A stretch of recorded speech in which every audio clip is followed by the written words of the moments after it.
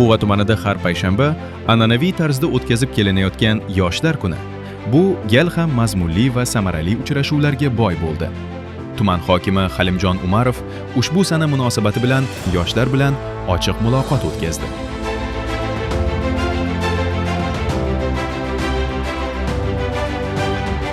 Uchrashuv davomida yoshlar o'zlarini qiziqtirayotgan masalalar, duch kelayotgan muammolar hamda kelgusi rejalari haqida fikr bildirishdi.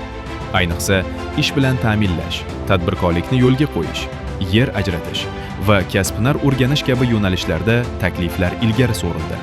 Tuman rahbari har bir murojaatga alohida e'tibor qaratib, ularni hal etish bo'yicha mutasaddilarga tegishli topshiriqlar berdi.